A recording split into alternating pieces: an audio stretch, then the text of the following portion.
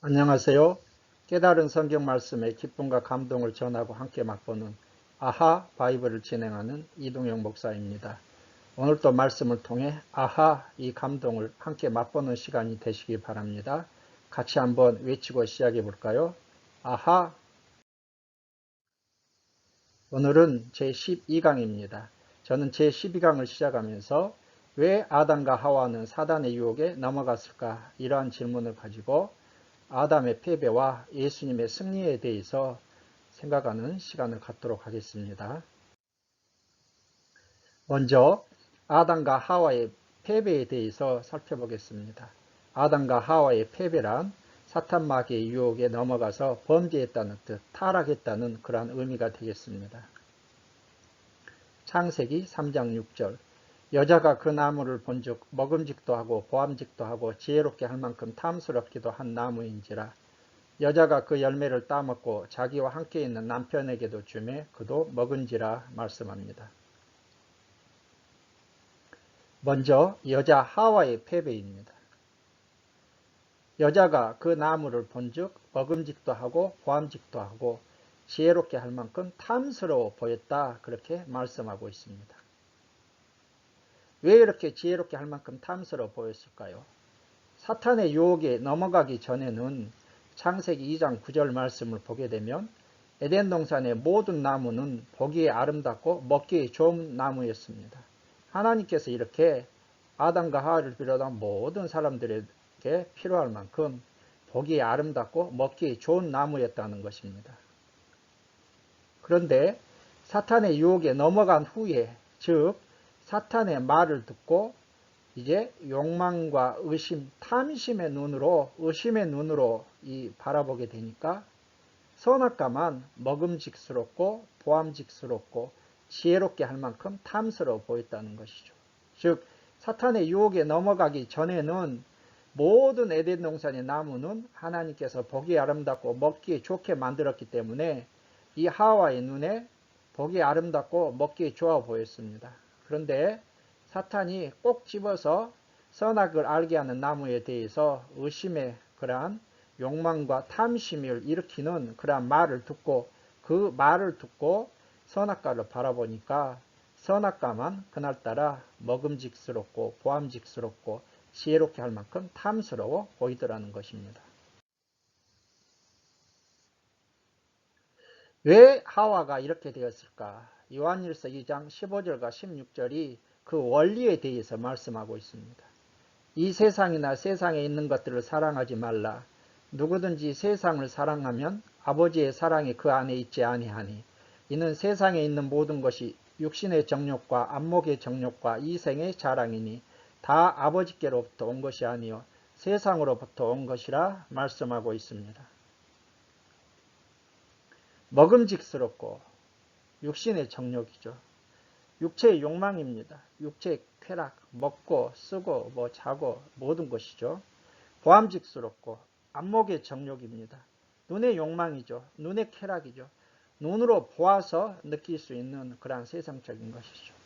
지혜롭게 할 만큼 탐스러워 보이더라. 이생의 자랑으로 설명하고 있습니다. 이 이생의 자랑이라는 것은 인생의 자랑입니다. 재산, 명예, 권력 같은 이러한 세상적인 것을 가지고 자랑하고 싶은 것, 이것이 바로 이생의 자랑입니다. 하와가 먹음직스럽고 보암직스럽고 지혜롭게 할 만큼 탐스러워 보이더라. 이것은 바로 요한일서 2장 15절에서 16절에서 육신의 정욕, 안목의 정욕, 이생의 자랑으로 설명하고 있습니다.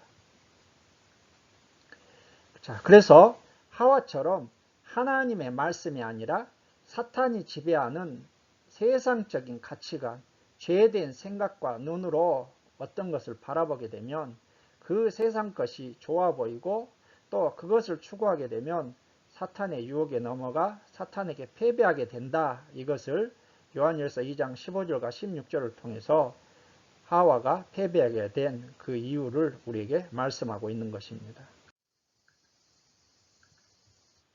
이제 아담의 패배에 대해서 살펴보겠습니다. 왜 아담은 또 그러면 범죄하게 되었을까요? 여자가 그 열매를 따먹고 자기와 함께 있는 남편에게도 주매 그도 먹은지라 말씀하고 있습니다.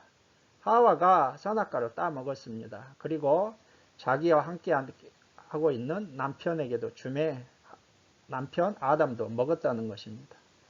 사탄의 유혹에 넘어간 여자 하와는 선악과 열매를 따먹고 남편 아담에게도 주었고 아담도 먹고 이제 드디어 범죄하게 됩니다. 여기에서 저는 다음과 같은 가정이지만 질문을 한번 생각해 보았습니다.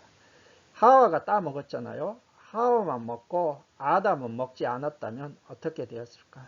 물론 지나간 역사에 가정은 없다고 그렇지 않습니까? 그래도 한번 가정을 해보겠습니다. 하와만 먹고 아담은 먹지 않았다면 어떻게 되었을까? 17절을 보게 되면 하나님은 아담에게 책임을 지금 추궁하고 계시잖아요. 그래서 하와만 먹고 아담은 먹지 않았다면 좀 상황이 달라졌을 것이다. 이런 생각은 충분히 해볼 수 있습니다. 왜? 지금 선악과를 먹고 안 먹는 것 그 책임은 아담에게 있기 때문인 것이죠.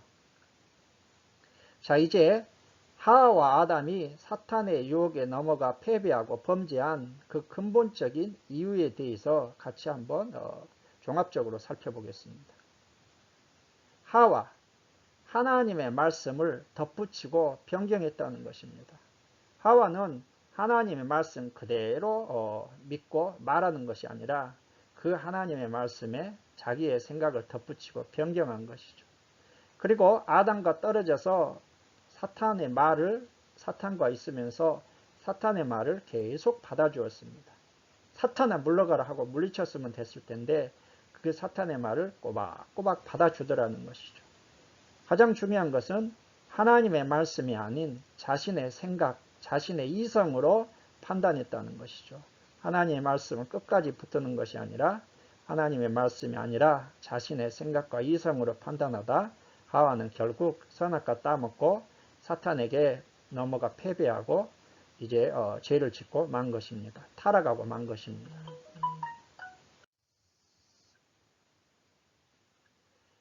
하와와 아담이 사탄의 유혹에 넘어가 패배한 이유를 지금 살펴보고 있습니다.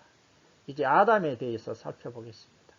왜 그렇다면 아담은 사탄의 유혹에 넘어가서 패배하고 범죄하고 말았을까요? 첫 번째로 하나님이 주신 사명, 역할을 제대로 감당하지 못했습니다. 하나님이 아담에게 주신 역할, 사명은 무엇이었습니까? 아담에게는 삼중직, 왕, 제사장, 선지자로서의 삼중직의 사명이 있었습니다. 제가 8강에서 아담의 역할을 설명하면서 왕 같은 제사장만을 강조해서 설명했습니다. 8강을 참조하시기 바랍니다. 그러나 아담은 원래 로마서 5장 14절에 보게 되면 그리스도의 모형, 오실 자의 모형, 표상이라 그렇게 설명하고 있습니다. 그래서 예수 그리스도가 가지고 계신 삼중직, 예수 그리스도의 삼중직은 무엇입니까? 왕, 제사장, 선지자의 이 역할을 아담도 부여받고 있습니다. 부여받았습니다. 아담의 삼중직 한번 살펴볼까요? 왕은 다스림, 통치입니다. 그래서 아담이 모든 동물들과 생명체들에게 이름을 지어줬잖아요. 다스리고 통치하는 역할이죠. 제사장의 역할은 무엇이라고 설명드렸습니까? 경작하며 지키는 것입니다. 경작하며 지키는 것은 제사장의 직무라고 이미 설명을 드렸습니다. 자, 마지막 선지자. 이 선지자적 사명은 무엇입니까? 하나님의 말씀을 받아서 잘 전달하고 말씀대로 행하는 것입니다. 말씀대로 행하는 것은 하나님의 말씀을 전달했을 때 듣는 청중들이 그 말씀 그대로 지키고 있는가, 지키면 칭찬하고 지키지 않으면 경고하고 책망하는 것이죠. 뿐만 아니라 자기 자신도 그 말씀대로 지켜서 행해야 하는 것이죠. 선악과 명령은 원래 하나님의 선악과 명령은 누가 받았습니까? 2장 16절과 17절, 3장 17절에 보게 되면 아담이 받았습니다. 그러니까 아담은 하나님께로부터 받은 하나님의 말씀을 받았고 그 말씀을 잘 전달하고 말씀대로 행하는 선지자적 사명을 아담에게 부여된 것이죠. 그러나 아담은 하나님으로부터 받은 선악과 금지 명령, 하나님의 말씀을 하와에게 제대로 잘 전달하지 못한 것 같습니다. 하와가 말씀을 가감하고 변경한 것은 하와의 일차적인 책임이지만 저는 하나님의 말씀을 잘 전달하고 그 말씀을 기억하고 지킬 수 있도록 해야 할 아담의 책임도 있는데 아담이 그 책임을 잘 하지 못한 것이 아닌가 이렇게 생각합니다. 그리고 아담은 가장 중요한 자기 자신도 하나님으로부터 받은 말씀 명령대로 행하지 못하고 선악과를 먹고 말았습니다. 즉 아담은 자기에게 부여된 삼중직 중에서 선지자적 사명을 제대로 감당하지 못한 것입니다. 아담이 패배한 이유 두 번째로요. 하나님의 말씀보다 아내의 말을 들었다고 17절은 그렇게 말씀하고 있습니다. 하나님의 말씀보다 관계, 인정을 우선한 것입니다.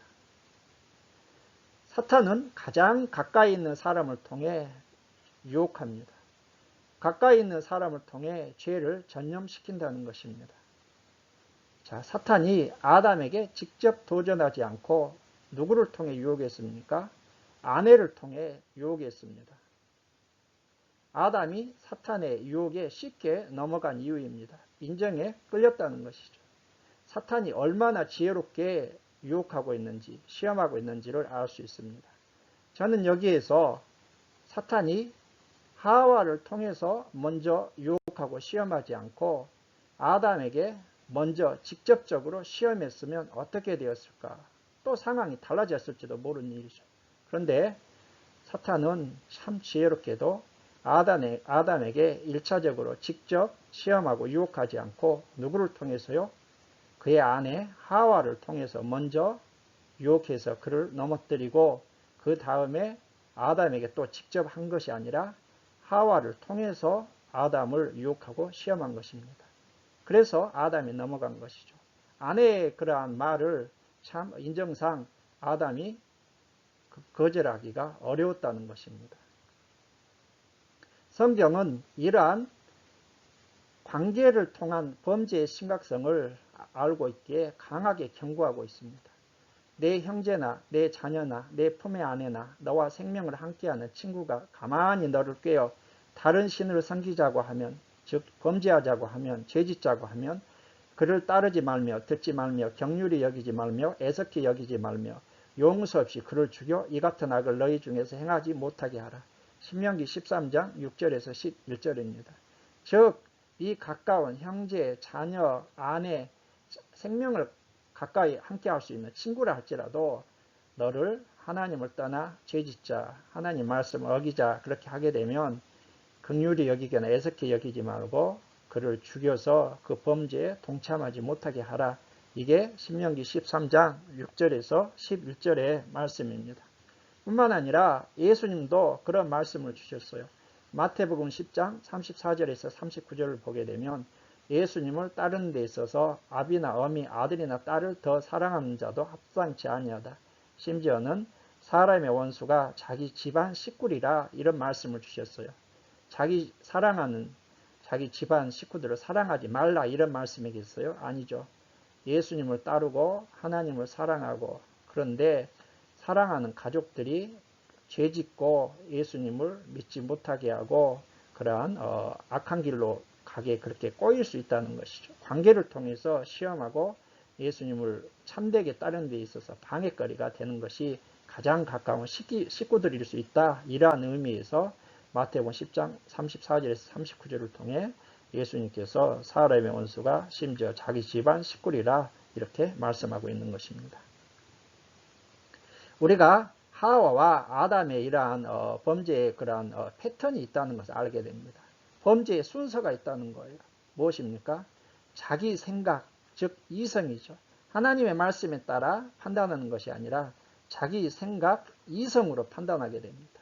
자, 그러다 보니까 두 번째로 범죄의 순서 두 번째가 무엇입니까? 탐심과 욕심이 생기게 됩니다. 탐심과 욕심. 그리고 그 탐심과 욕심을 가지고 바라보게 되면은 결국 선악과를 따먹는 행동으로 범죄하게 되어서 하나님을 대적하게 된다는 것입니다. 이사야 14장 12절에서 15절 말씀을 보게 되면 계명성의 타락도 이와 같은 원리에서 이루어지고 있다는 것을 우리에게 말씀하고 있습니다. 여기에서 계명성은 새벽별, 샛별이라는 의미인데 이것은 1차적으로 바벨론 왕을 의미하고 있고요. 2차적으로는 우리가 사탄 마귀의 그러한 타락이다. 이렇게도 우리가 이 근거 구절을 가지고 많이들 생각하고 있지 않습니까?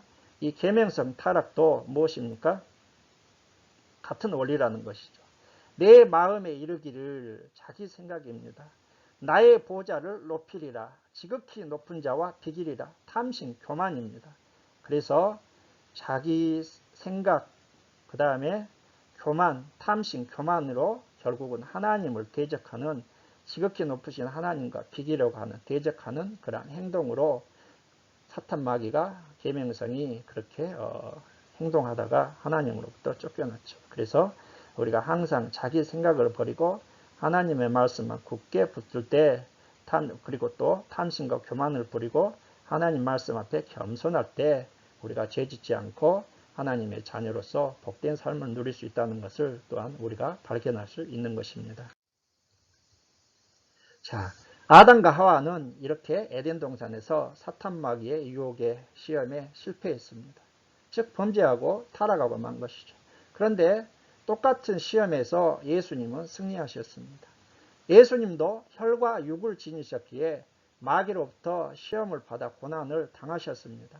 어떤 분들은 예수님은 하나님이시기 때문에 시험도 안 받으시고 고난도 당하시지 않는 것이다 이렇게 생각할 수 있지만, 예수님은 참 하나님이신 뿐만 아니라 참 인간이시잖아요. 그래서 우리 예수님도 혈과 육을 지니신, 인성을 지니신 분이었기 때문에 마귀로부터 시험을 받아 고난을 당하셨고, 그래서 시험받는 자들을 능히 도우실 수 있다.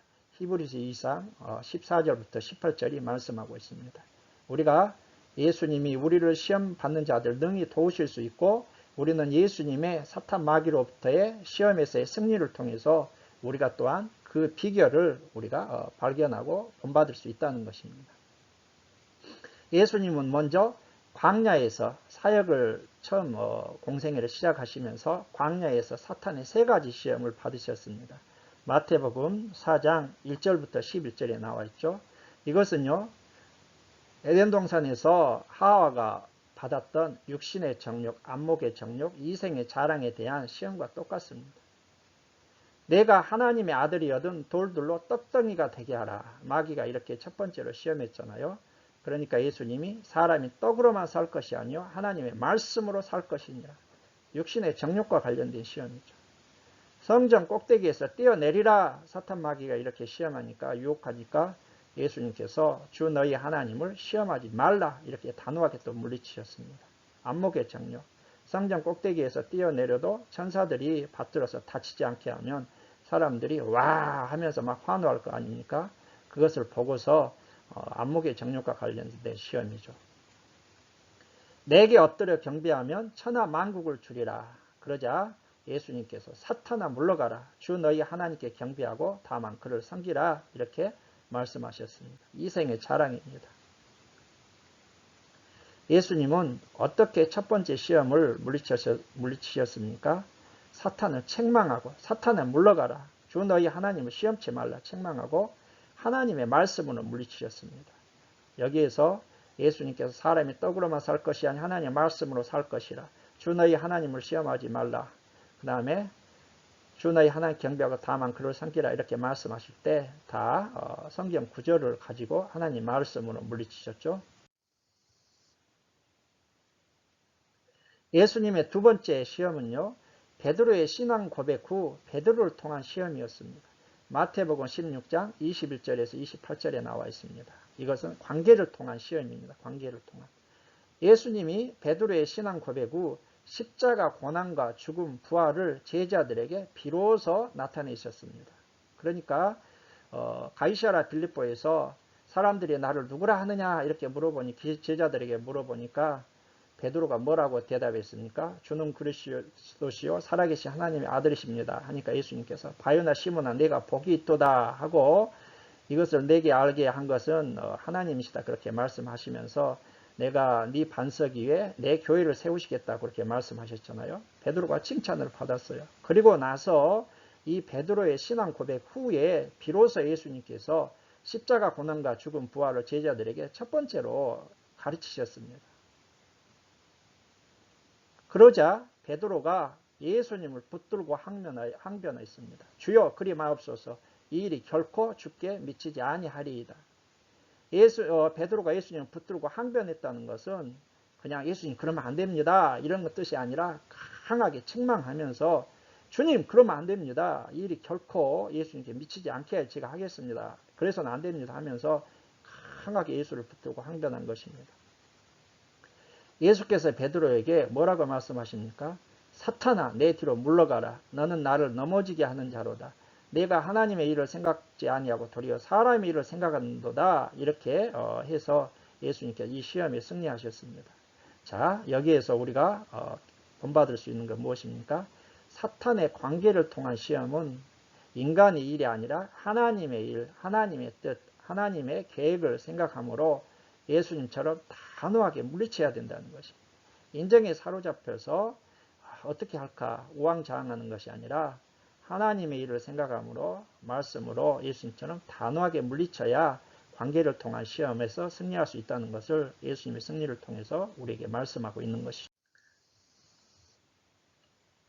예수님의 승리 세 번째로 겟셋마네 동산에서의 시험이 마태복음 26장 36절에서 56절에 나타나 있습니다. 사탄 마귀가 에덴 동산에서 아담과 하와를 시험했습니다. 그런데 둘째 아담으로 오신 예수 그리스도를 또 겟셋마네 동산에서 시험하고 있습니다. 내 아버지여 만일 할만하시거든 이 잔을 내게서 지나가게 하옵소서. 그러나 나의 원대로 마시옵고 아버지의 원대로 하옵소서. 예수님은 제자들에게 유혹에 빠지지 않게 기도하라 하시고 22장 40절이죠. 간절히 기도하니 땀이 땅에 떨어지는 핏방울같이 되더라. 누가복음 22장 44절은 말씀하고 있습니다. 예수님이 제자들에게 유혹에 빠지지 않게 기도하라고 하시는 걸로 봐서 겟셋마네 동산에서 사탄 마귀가 예수님과 제자들을 강하게 또 유혹하고 시험하고 있는 것을 우리가 알게 됩니다.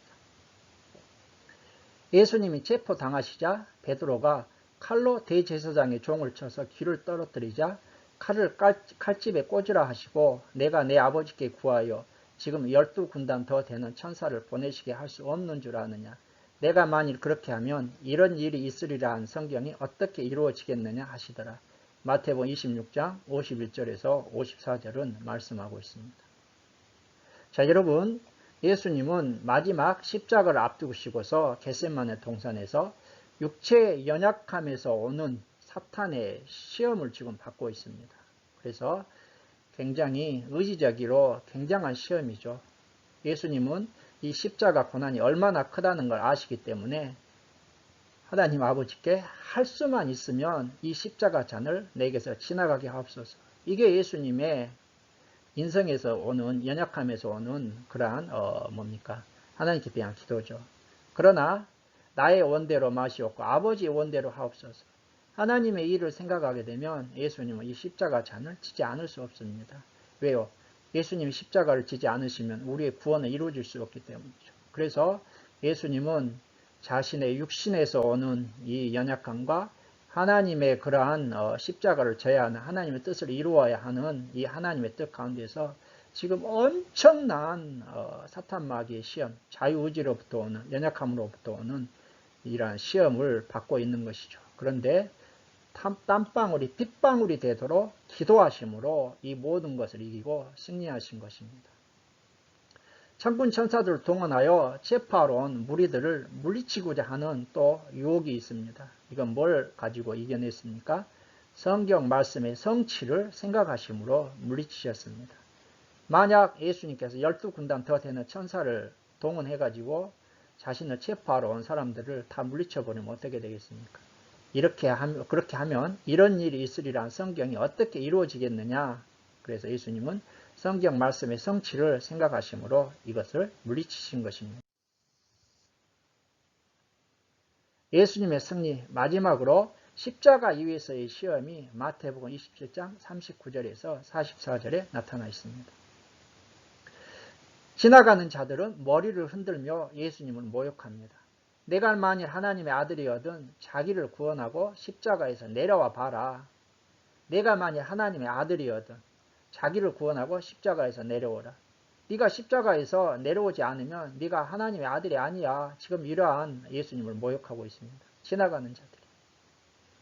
종교 지도자들은 어떻게 희롱하고 있습니까? 그가 예수가 남은 구원하였으되 자기 자신은 구원할 수 없도다. 그가 이스라엘의 왕이로다. 지금 십자가에서 내려올지어다. 그래야면 우리가 믿겠노라.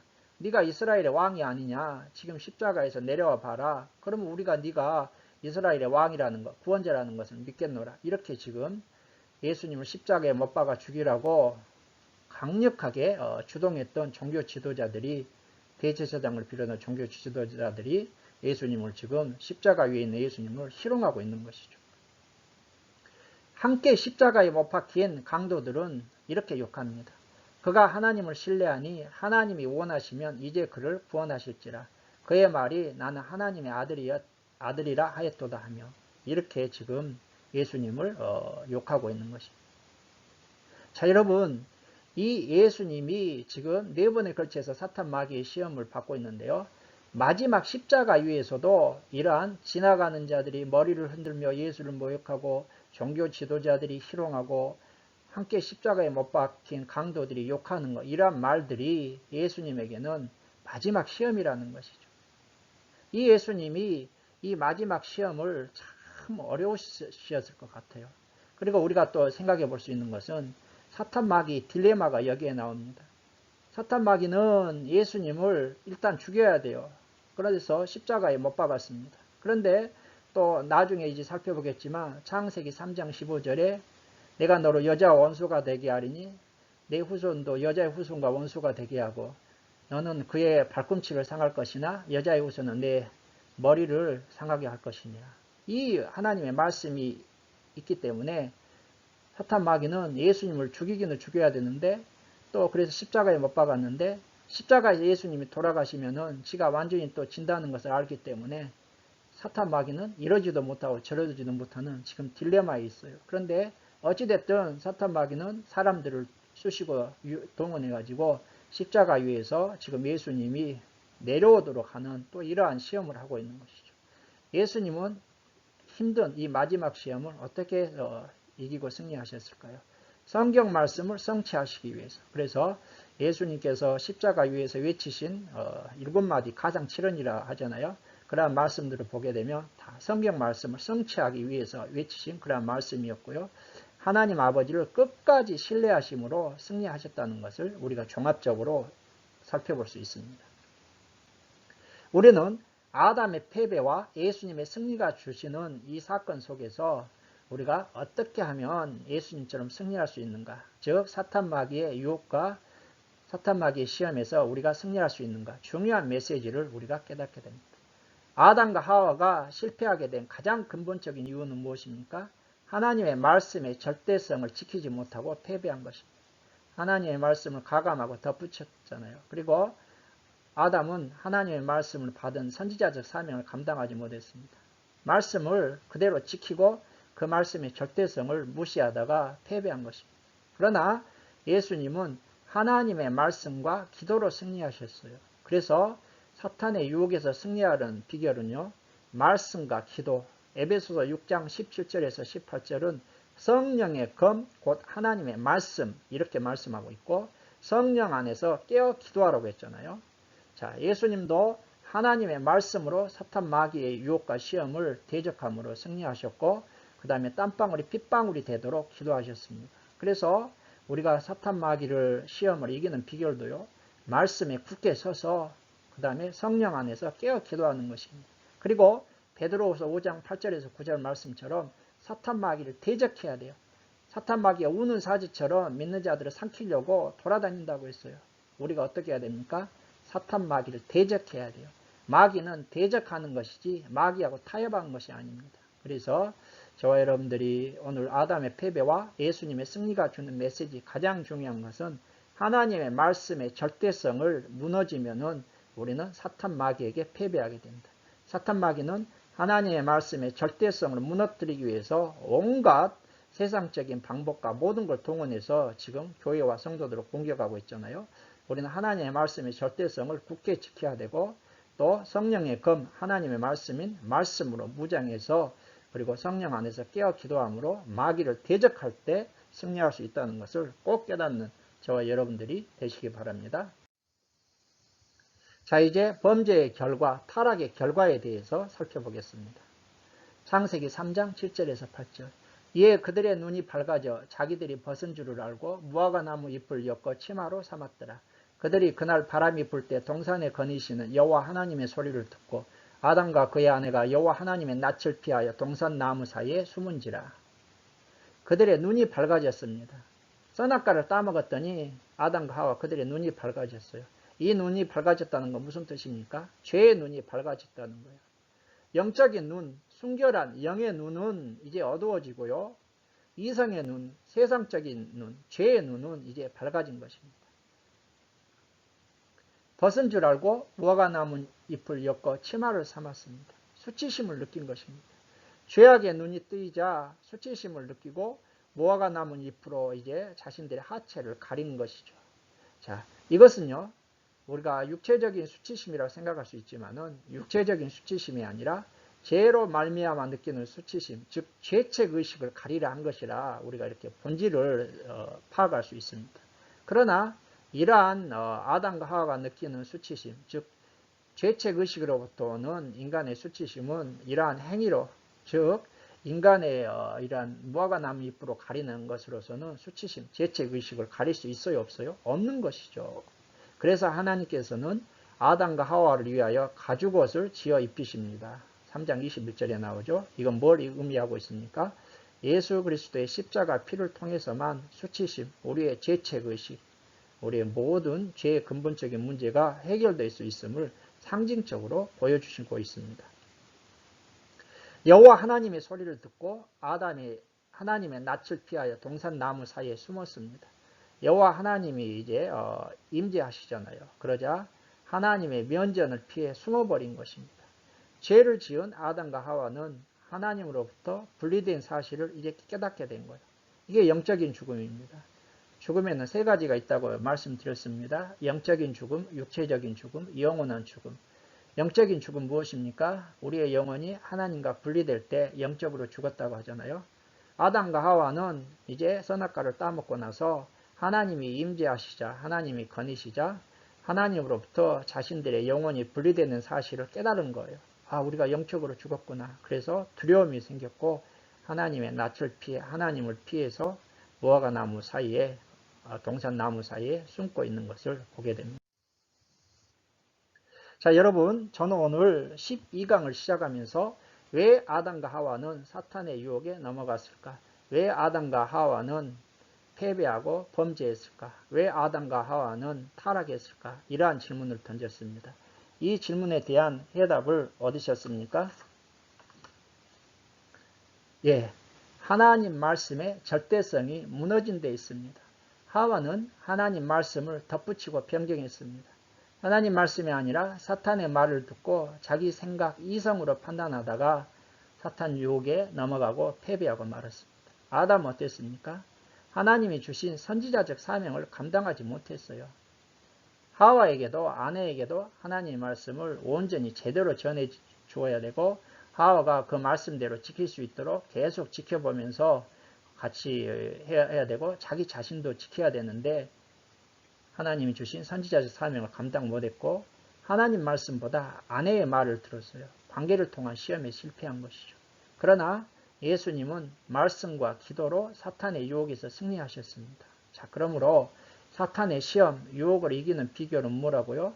말씀의 절대성의 중요성을 저와 여러분들이 깨닫고 말씀과 기도로 무장하여 마귀를 대적하는 것이다. 이 사실을 꼭 깨닫고 저와 여러분들이 사탄의 유혹에서 승리할 수 있는 저와 여러분들 되시기를 바랍니다.